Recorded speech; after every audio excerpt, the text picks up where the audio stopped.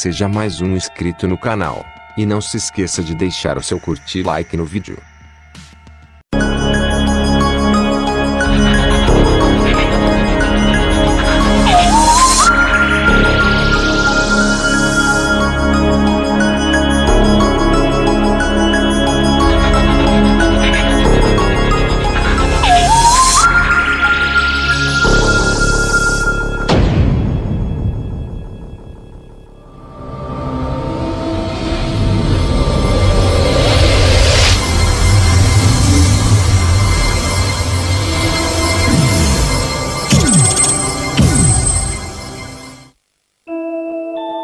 OTA, 2 de novembro de 1982.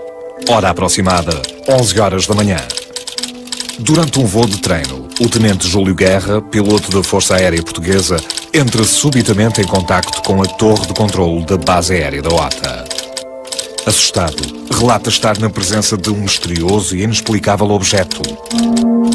Que objeto seria aquele que o tenente Júlio Guerra observou na manhã de 2 de novembro de 1982? Numa manhã luminosa de novembro de 1982, 3 pilotos da Força Aérea da base da OTA defrontaram-se com o desconhecido. Surpreendidos numa manhã normal de trabalho, estes pilotos fizeram de facto uma das melhores e mais qualificadas descrições de um objeto que voava e não pôde ser identificado por eles. Mais acrescenta esta qualidade de observação pelo facto de ter sido uma observação feita em pleno dia, ao contrário de muitas situações noturnas onde naturalmente há mais equívocos, há mais dificuldade e mais ambiguidade na observação deste tipo de fenómenos.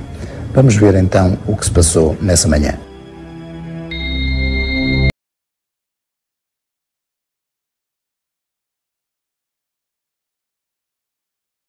Naquela manhã, o tenente Júlio Guerra, um experiente piloto da Força Aérea Portuguesa, colocado na base aérea da OTA, preparou-se, como habitualmente, para efetuar mais um voo aos comandos de um avião Chipmunk, um pequeno monomotor de 2 lugares, utilizado em voos de treino ou reconhecimento.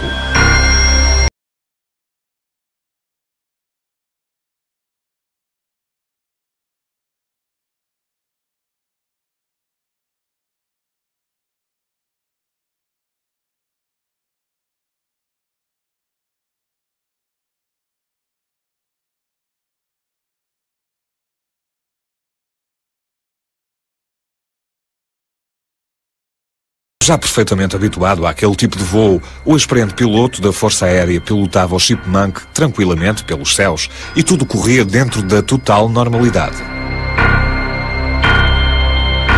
Contudo, seria na vertical da Serra de Monte Junto que aquele voo, aparentemente calmo, iria transformar-se numa viagem perfeitamente alucinante.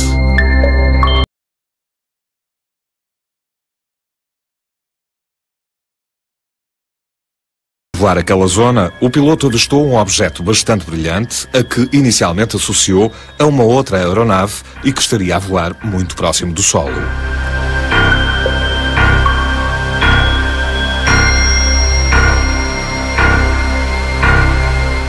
As características daquela estranha aeronave e a sua baixa altitude de voo intrigaram de imediato o tenente Guerra, que, curioso, decidiu ir ao seu encontro.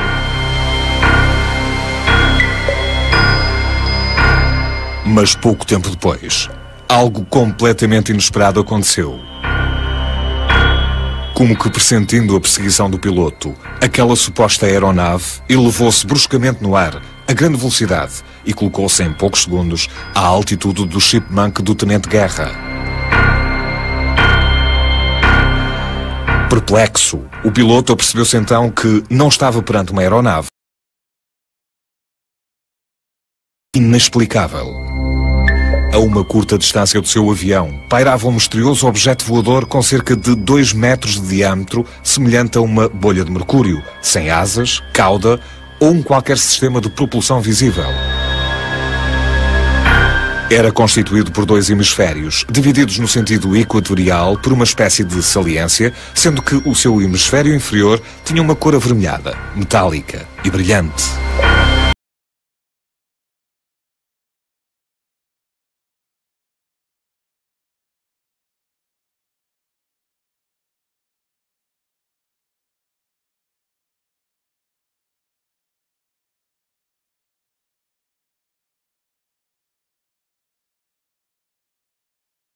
O Tenente Guerra apercebeu-se então de que, enquanto o seu chip manca à velocidade de 170 km/h levava cerca de meio minuto a efetuar um círculo apertado, o engenho desconhecido levava sensivelmente meio minuto a descrever uma volta com o diâmetro aproximado de 7 km e um perímetro na ordem dos 21 km.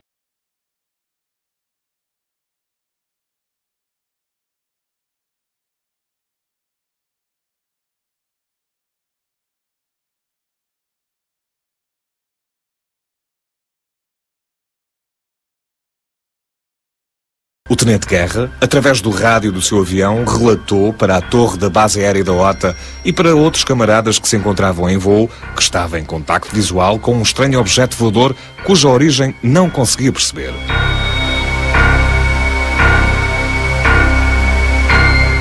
O seu relato foi inicialmente tomado como uma brincadeira pela maioria dos seus camaradas, que, como resposta, lhe dirigiram alguns gracejos. Mas a insistência do piloto Guerra despertou a curiosidade de dois outros pilotos, os alferes Carlos Garcês e António Gomes, que se encontravam em voo ali perto, aos comandos de uma outra aeronave, e que decidiram ir ao encontro do avião do tenente. Ainda ao longe, os dois pilotos viram então o avião do Tenente Guerra, que continuava a descrever curvas apertadas, e um pouco abaixo do avião, um pequeno ponto brilhante que, àquela distância, era quase imperceptível.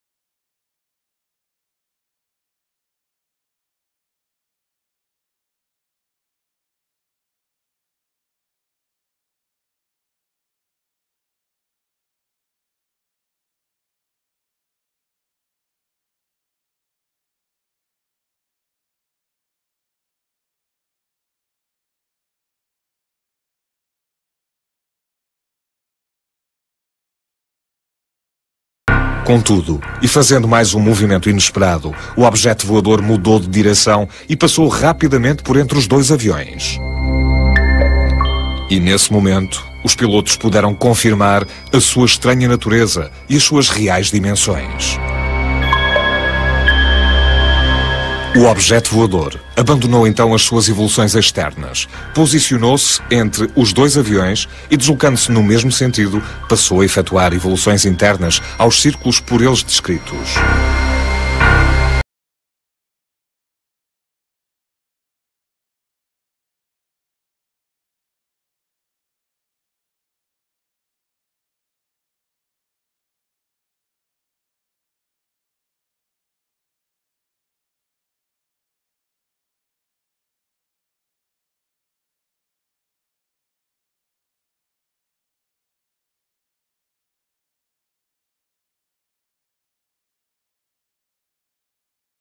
O temerário piloto manteve a sua decisão e dirigiu o seu avião em direção ao pequeno objeto voador.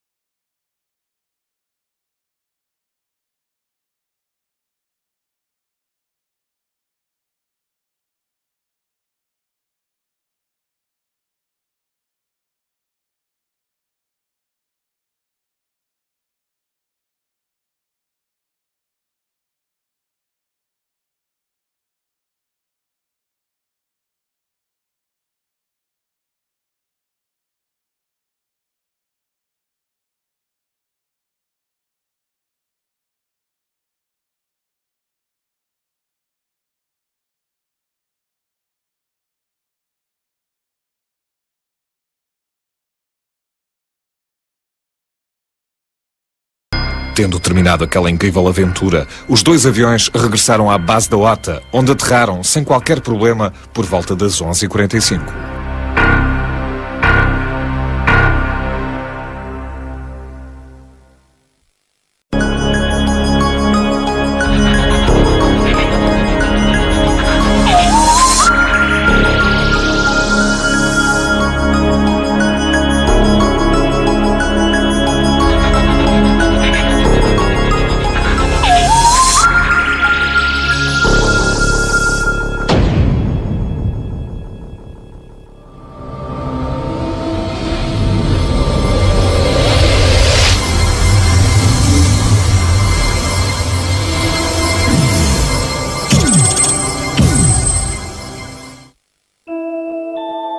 OTA, 2 de novembro de 1982.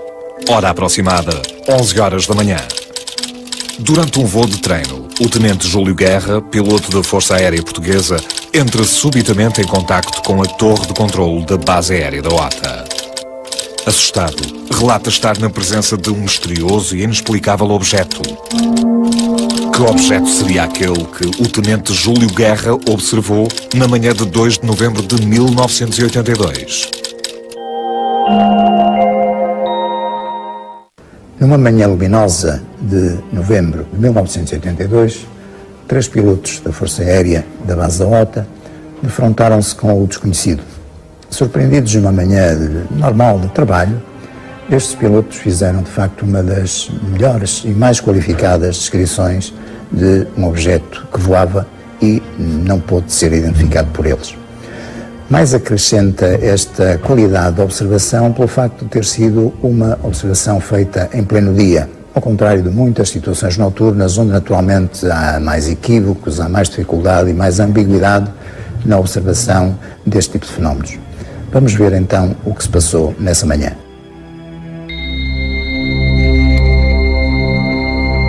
Apenas via aquela bolha metálica, não via asas, não via estrutura de avião, eu vi logo que não estava com o avião à vista. E começa a descrever elipses no sentido da direita para a esquerda, portanto no sentido retrógrado aos ponteiros do relógio. E para acompanhar o objeto tive que fazer voltas muito apertadas. E logo que começo a ver o objeto a descrever aquelas elipses, que vejo que há qualquer coisa que controla o objeto ou que ele tem um movimento mais ou menos controlado, eu liguei na frequência para a torre da OTA e informei a torre da OTA que estava com um objeto, eu disse um objeto esquisito à minha frente. E daí um pouco é que colegas meus que também estavam a voar na zona começaram a fazer as suas exclamações, que é normais na vida militar. Eu, logicamente, perante o que estava ali a ver, não podia aceitar os comentários que estavam a ser feitos, só disse aos meus colegas que, meu senhor, se acham que eu estou maluco ou se é uma bola, eu venham cá ver que eu estou aqui com este objeto. E aí é que surgiu o meu colega, o Garcês, e o Gomes, que estavam num voo de treino noutra zona, mais próximo de mim. Resolvemos ir ver o que se passava. Como sabíamos a posição geográfica de cada um de nós, não é? Fomos ter à área onde ele estava e foi aí que nos deparámos com o que estava de facto a acontecer. Não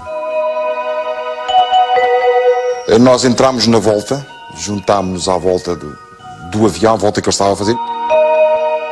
Num momento em que houve uma das passagens que o objeto fez, em que eu fiquei dentro da trajetória do objeto, o objeto fica chapado, como projetado no meu avião. E aí deu-nos a noção de que realmente estava ali e que teria uns 2,5 metros, 3 de diâmetro, não teria mais, isto julgando pela envergadura que nós conhecemos do avião, a distância que estávamos uns dos outros, fazendo uma ligeira comparação. Eu pensei aproximar-me o mais possível do objeto. Tentei ir fazer a interseção, mas quando entro a fazer essa manobra de interseção, fiquei espantadíssimo. O Júlio Guerra tentou interceptá-lo, atirou o avião para cima dele. Ele fez uma travagem aerodinâmica por ele. Ele não bateu no meu avião porque ele é que fez essa manobra. Porque eu fiquei completamente como anestesiado, parado, não tive reação capaz à velocidade que o objeto vinha para cima de mim. Depois de ganhar outra vez inércia e de voltar a controlar-se a ele próprio, ou de ficar estável no ar, ele desapareceu, portanto, voando para sudoeste, para a zona de Sintra.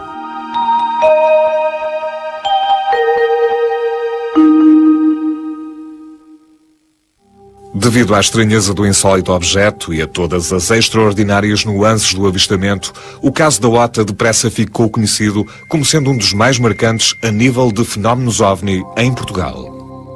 Sendo assim, muitos foram aqueles que o quiseram investigar de uma forma mais aprofundada, como foi o caso do STEC, Centro Transdisciplinar dos Estudos da Consciência. Bom, o caso da OTA é, porventura, um dos casos mais importantes dos não identificados portugueses. A nossa organização foi contactada para investigar no terreno realmente o que se tinha passado relativamente à observação desses 3 pilotos. Vamos fazer o melhor que pudermos. Normalmente fazemos o que é lógico fazer-se, que é falar com as pessoas, deixá-las falar.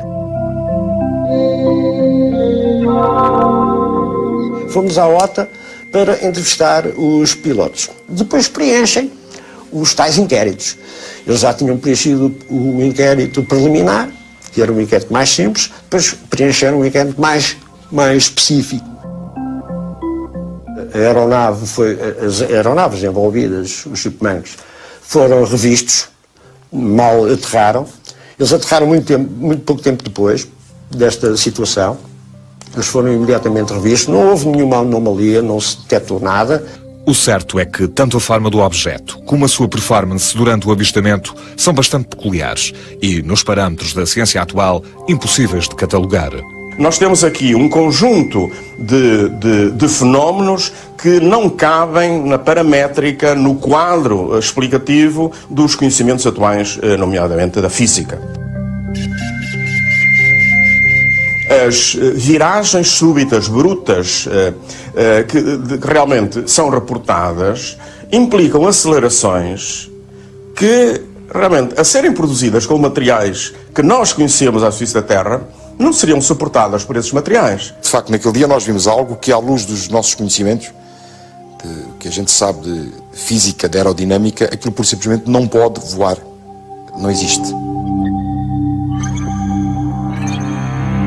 Um avião a jato poderia perfeitamente ter aquela velocidade. No entanto, as acelerações que eles relatam ou que eles conseguem derivar através do movimento da aeronave são muito grandes e são provavelmente grandes demais para serem suportadas por um ser humano. As dúvidas adensam-se, as suposições também. Mas o que quer que fosse aquele objeto, o certo é que este realmente passou pelos céus da Serra de Monte Junto e foi avistado por 3 pilotos da Força Aérea, profissionais, com inquestionável credibilidade, merecedores de toda a confiança. Acho que o ponto mais interessante deste caso da OTA é o facto de ele ter sido relatado por 3 pilotos da Força Aérea com muita experiência na avaliação de velocidades, na avaliação de performance. E um tipo de profissional que realmente oferece o máximo de credibilidade é o piloto de linhas aéreas, seja ele de civil, seja ele militar. As observações feitas por pilotos, quer da Força Aérea, quer da aviação civil, à partida são ou têm um índice de credibilidade bastante grande, porque são pessoas que têm que estar fisicamente e psicologicamente bem, equilibradas, são pessoas que conhecem o meio onde passam a vida, portanto, conhecem o céu, quer de diurno, quer de noturno, estão habituadas a saber a configuração das várias aeronaves possíveis e imaginárias, portanto, são pessoas que estão treinadas, que sabem, estão no seu meio. Contudo, até hoje ainda ninguém conseguiu encontrar uma hipótese lógica que realmente consiga decifrar o enigma. O que seria, afinal, aquele insólito objeto? Podemos especular, podia ser uma aeronave que estava em testes, uma aeronave que estava em testes ao abrigo, por exemplo, de algum programa militar da NATO ou uma coisa desse género, e naquela altura ou sofreu alguma avaria, ou sofreu algum erro de navegação, ou enfim, mas isto são tudo especulações. Sim, existem aeronaves, fundamentalmente americanas, mas ainda são aeronaves que, pelo menos no domínio público, são consideradas experimentais, que têm a capacidade para descolar numa pista, perfeitamente autónomas, fazer uma missão, ou seja, percorrer vários pontos, chamados waypoints, tirar fotografias, fazer medições, em alguns casos até, no caso de aeronaves de ataque, inclusive atacar um alvo. O que era um artefacto. Isso era. Que alguém construiu aquilo. Mas não há dúvida, que não nasceu, não é natural. Aquilo é artificial. E que mostrou, entre comas, inteligência, mostrou na altura em que ele se desviou de uma colisão que estava iminente.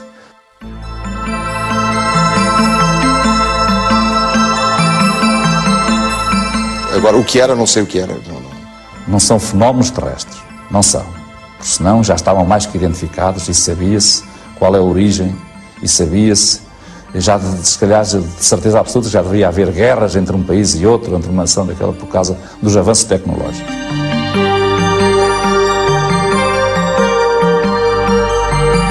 Por ainda não existir nenhuma conclusão sólida e explicativa que permita finalmente uma correta classificação daquele extraordinário objeto, o caso da OTA continua até hoje a ser investigado. Este caso não está encerrado, o caso da OTA não encerrou, está apenas em stand-by. É um objeto voador não identificado. Eu não consigo identificar aquele objeto como que seja uma aeronave ou qualquer tipo, chamando aeronave a todo objeto ou máquina que se move no ar, que eu conhecesse, nem nunca tivesse visto. Nunca tinha visto uma coisa daquelas. Se eu tivesse alguma dúvida de que há coisas que realmente nós não sabemos explicar, talvez naquele dia as tenha apagado de vez. Mas é um caso não identificado. Este é realmente um não identificado.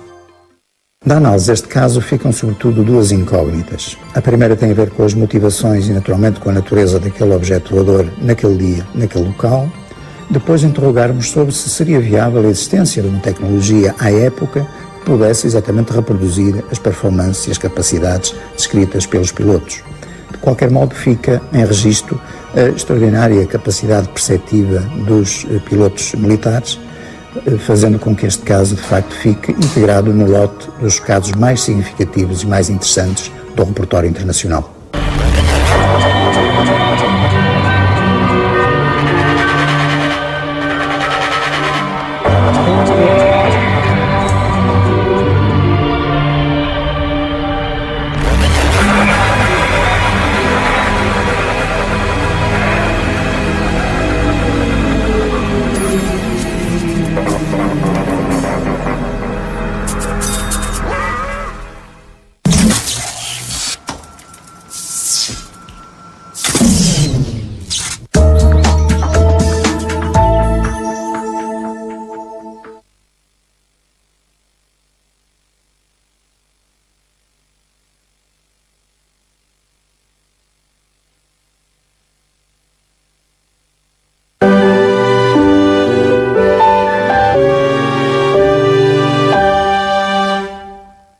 Alma e a gente tem o patrocínio Domplex.